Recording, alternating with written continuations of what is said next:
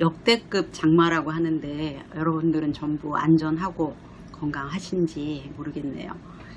제가 아들하고 얘기하다가 예전에는 정말 비가 많이 와서 올림픽 대교가 다 잠긴 적이 있었어. 이렇게 얘기를 했더니 아들이 엄마 올림픽 대교가 아니고 대로겠지. 어떻게 다리가 잠길 수가 있어? 이제 이렇게 얘기를 하더라고요. 그래서 제가 아니야 진짜로 올림픽 대교가 잠겨서 엄마가 학교에서 집에 가다가 학교로 돌아간 적이 있어. 그랬더니 이제 계속 믿지를 않더라고요. 그래서 정말이라고 엄마가 정말 잘 기억하고 있다고 했더니 인터넷을 찾아보고 1990년도에 그런 일이 있었네. 예, 그때는 이제 제가 아이가 없는 건 물론 결혼도 하지 않은 그런 시기라 정말 오래됐구나.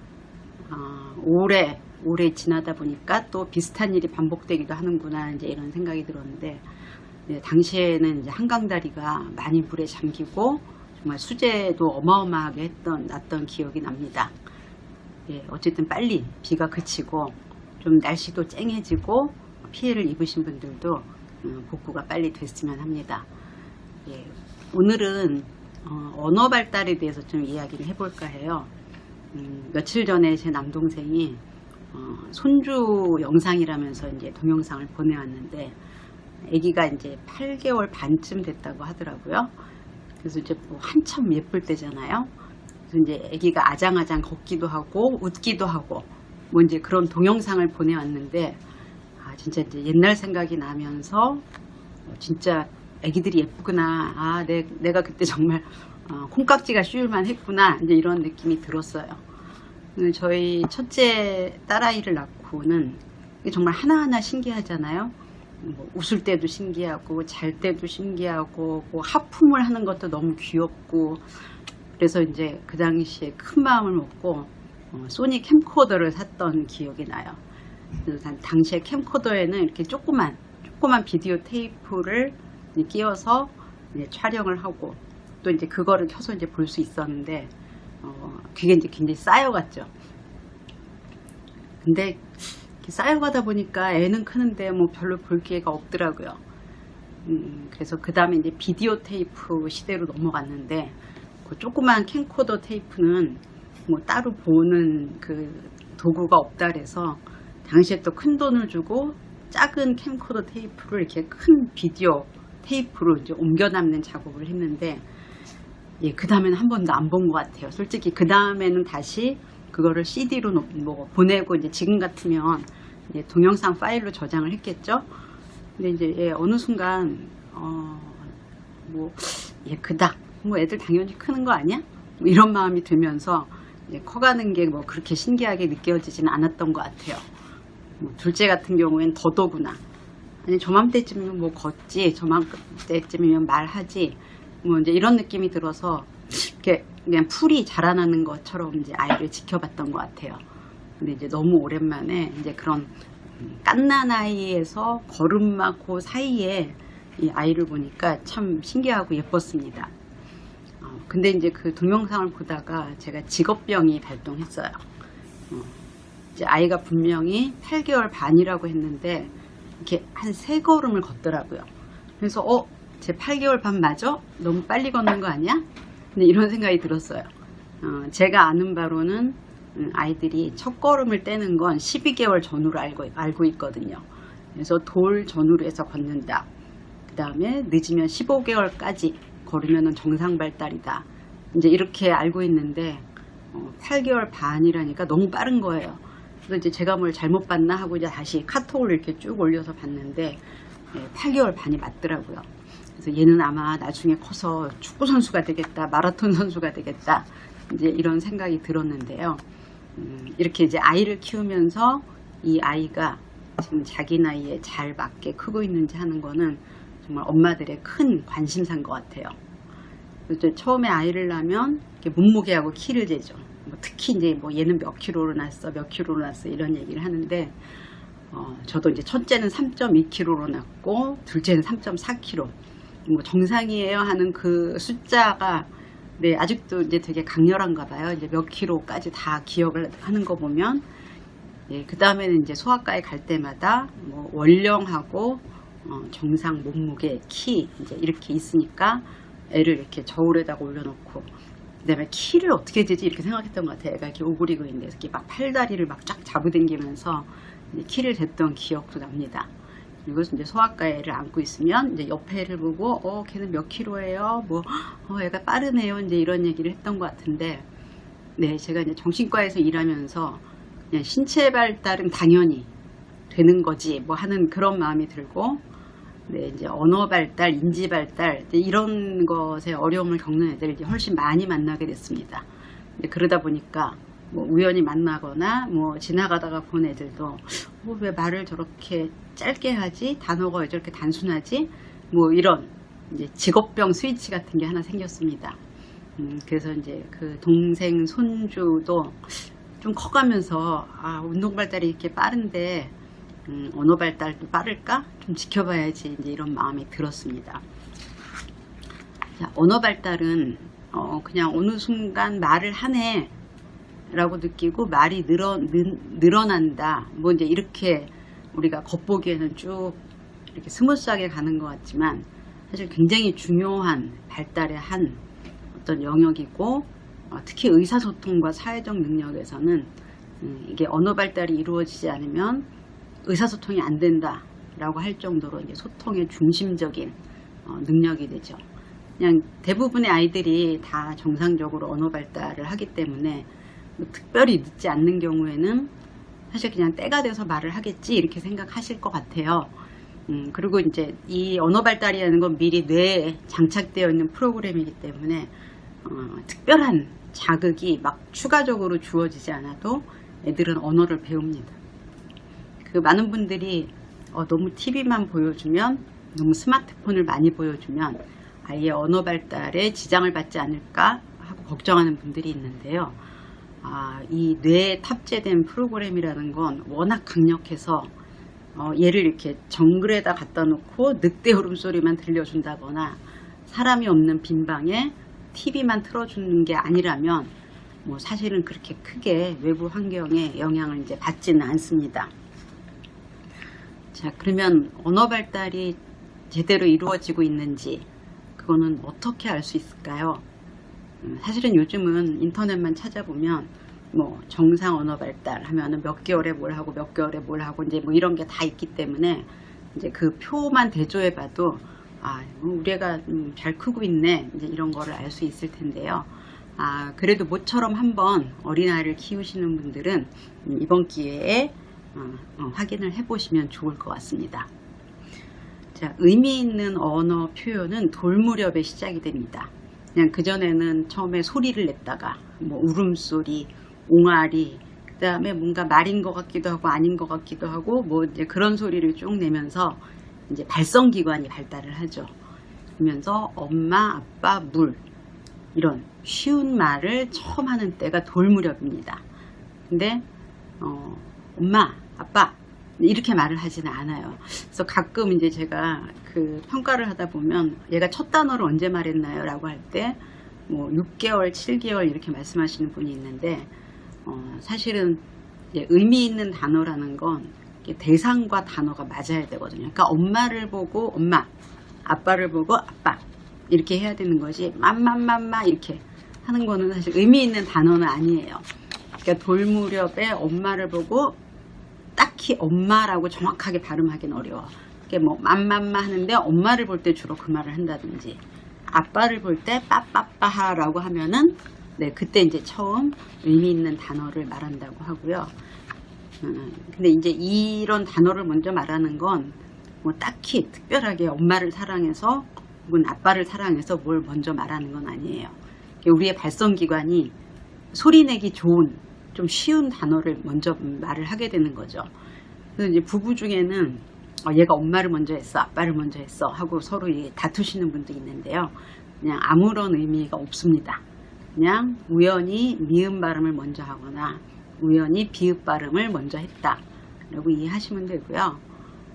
각 나라에서 엄마나 아빠를 지칭하는 단어가 비슷한 것도 이제 우리의 발성기관의 특징과 관련이 있습니다. 뭐 영어로는 여러분도 아시겠지만 뭐 마미, 마미, 뭐 dad 이렇게 얘기하죠. 중국어로도 아버지가 마바, 엄마가 마마라고 합니다. 사실 중국어 몰랐는데 찾아보고 깜짝 놀랐어요. 정말 세계적인 공통어구나 이제 이런 생각이 들었는데, 어떤 언어를 정해놓고 이제 그렇게 배워가는 게 아니라 아이들이 하는 말을 갖고 또 언어를 만들어간 그런 부분도 있지 않나 이제 생각을 합니다. 자, 이제 돌무렵에 첫 단어를 말하기 시작한다고 했는데, 이제 이거는 어떤 폭발의 전조예요. 폭발, 언어 폭발. 그래서 첫 단어를 말하고 나면 그 다음에는 번개같이 언어가 늘어납니다. 막 단어가 계속 엄마, 아빠, 물, 까까, 어이야, 뭐 이제 이런 단어를 막 배우기 시작합니다. 그래서 두 돌 무렵에는 아이들이 한 300개 정도의 단어를 말할 수 있다 그래요. 이게 저도 이제 애들을 키우다가 뭐 또 좀 이렇게 눈부시게 컸다라는 느낌이 들 때가 있잖아요.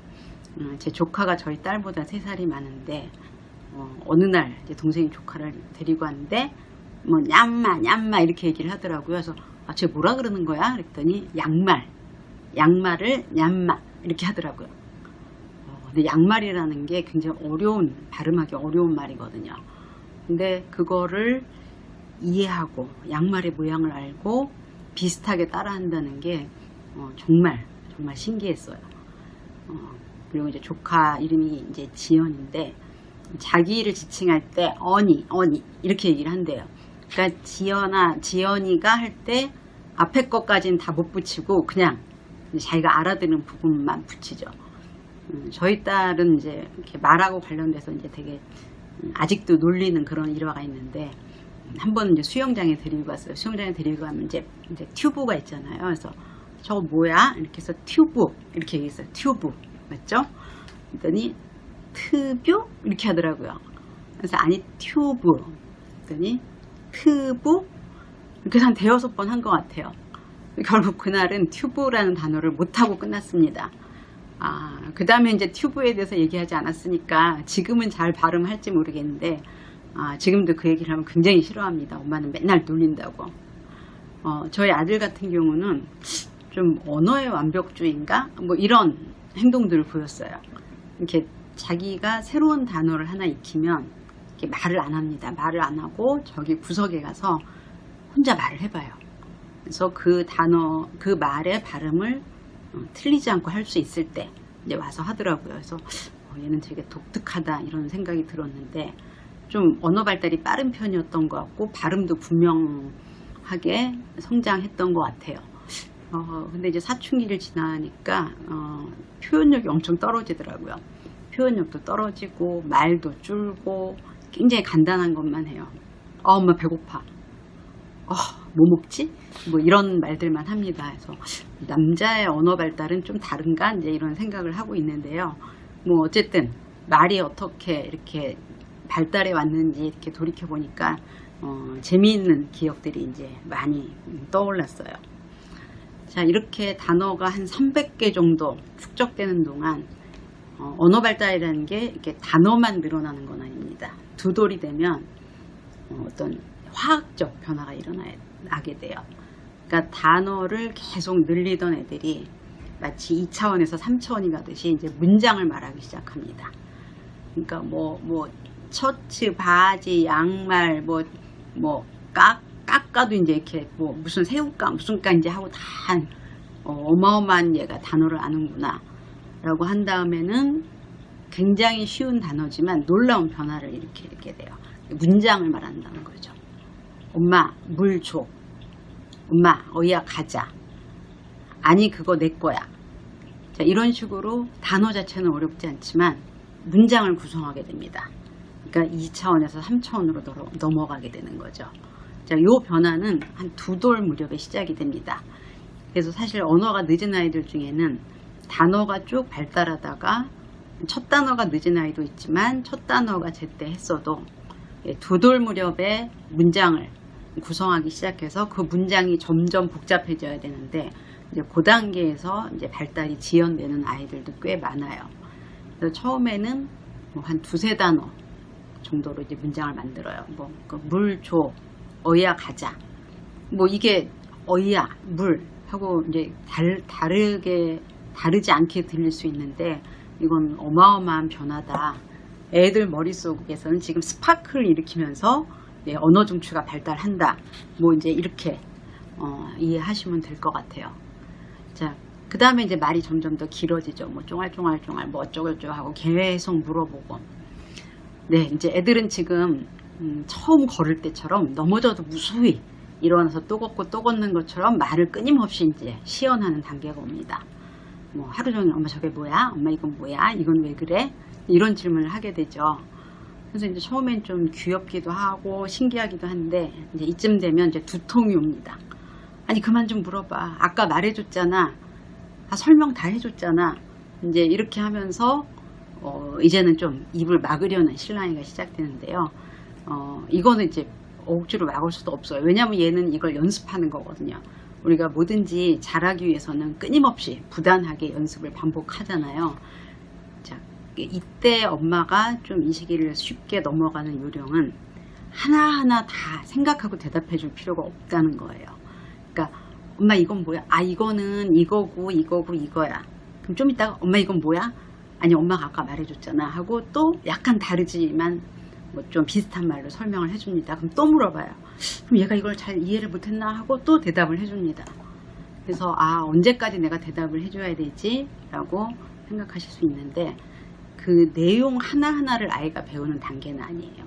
그냥 뭔가 사물이 있고 그 이름을 알게 된 거 플러스 질문에 대해서 배우는 시기입니다. 이건 뭐야? 라고 했을 때 엄마가 이거를 대답해 주는구나 라는 그 문장의 형태를 이해하는 거죠. 배우는 단계예요. 그러니까 뭐 이건 뭐야? 그러면은 이거 그거야 라고 하고 또 그건 뭐야 할 때 똑같이 대답을 해주셔도 됩니다. 왜냐면 애는 어차피 그 문장을 반복할 거거든요. 그래서 너무 단어 하나에 영혼을 담아서 설명해 줄 필요는 없다는 얘기입니다. 처음에 공을 찾는 아이한테 야 발의 각도를 15도 틀어, 아니 요 옆에 말고 앞으로 맞춰, 이렇게 일일이 다 가르쳐 주진 않잖아요. 근데 계속 공을 차면서 발의 감각을 익히고 그러려면 이제 얼마나 성장을 많이 해야 되는지 아마 공을 차본 분들은 다 알 거예요. 자, 이제 문장이 늘어나면서 이제 자기 표현을 할 수 있게 됩니다. 자기 표현은 처음에는 이제 엄마만 알아듣게 하죠. 그러니까 주변에 얘가 지금 뭐라는 거야? 지금 자기 놀고 싶으니까 나가자는 거야. 뭐 자기가 이거 먹고 싶다는 거야. 이제 이렇게 통역을 해줘야 알아듣죠. 근데 이제 점점 다른 사람들도 알아들을 수 있게 표현을 이제 할 수 있게 됩니다. 그래서 무슨 일이 있었을 때 이제 그거를 말하기도 하고 한 4-5개의 단어를 이제 모아서 문장을 이제 만들기도 합니다. 그래서 세 돌이 지나면 어느 정도 이제 의사소통을 할 수 있게 되고, 이 무렵부터 보통의 어린이집을 다니는 것도 그런 이유예요. 아이가 뭐 어린이집에서 있었던 일을 와서 엄마한테 어느 정도 전달하고 있었던 일을 얘기할 수 있어야지 이제 엄마를 떨어져서도 어느 정도 생활이 가능하거든요. 자, 마지막으로 한 가지만 더 설명드리고 마치려고 하는데요. 우리가 이제 아이들한테 가르쳐주는 여러 가지 언어 중에 감정과 관련된 언어들이 있습니다. 속상했어, 뭐 슬프지, 행복해 라는 단어들을 얘기하는데, 사실 아이들이 그 안에서 경험되는 감정을 언어로 표현할 수 있는 나이는 만 5세가 넘어가야 된다 그래요. 이상하죠? 슬퍼? 슬퍼. 속상해? 그럼 속상해라고 대답을 하잖아요. 그럼 그게 뭐지? 라고 생각할 수 있는데, 이 만 5세가 되기 전에 감정에 대한 단어는 그냥 학습하는 겁니다. 예를 들면 어떤 애가 울고 있어서 얘가 물어보는 거죠. 엄마 왜 울어? 이렇게 우는 거는 배울 수 있거든요. 눈에 보니까. 그러면 슬퍼서 우는 거야 라고 했을 때 아이는 슬픈 감정을 이해한 게 아니라 우는 모습에 슬프다는 단어를 붙여서 이제 학습을 한다는 거죠. 그러니까 그 다음에 누가 울면 슬퍼? 라고 물어보는데 엄마는 이거를 감정을 이해한 걸로 잘못 알게 되죠. 그래서 이렇게 좀 슬프다는 단어를 잘못 배워서 생기는 문제들이 좀 있어요. 예를 들면 슬퍼, 울어. 슬프면 울어. 어떤 애가 울어? 뭐 엄마가 죽었어. 그러면은 슬퍼, 엄마가 죽었어. 이렇게 잘못 연결을 해서 뭐 불안장애가 생기고 심각하게는 이제 그런 경우도 있어요. 그래서 너무 아이가 어렸을 때 그 섬세한 감정 표현을 쓰지는 않는 게 좋고요. 뭐 기분 좋아, 화났어, 무서워, 뭐 이제 이 정도 간단한 걸로 시작해서 아이의 눈높이에 맞춰서 점점 분화된 감정 단어를 사용하는 게 좋습니다. 네, 얘기를 하다 보니까 시간이 되게 길어졌는데요. 뭐 좀 어떻게 아이들 언어 발달에 대해서 이 정도면 좀 이해가 되셨나 모르겠네요. 네, 다음에 방송을 올릴 때는 이제 좀 이미 장마가 그쳤으면 하는 마음이 들고요. 네, 지금까지 들어주셔서 감사합니다.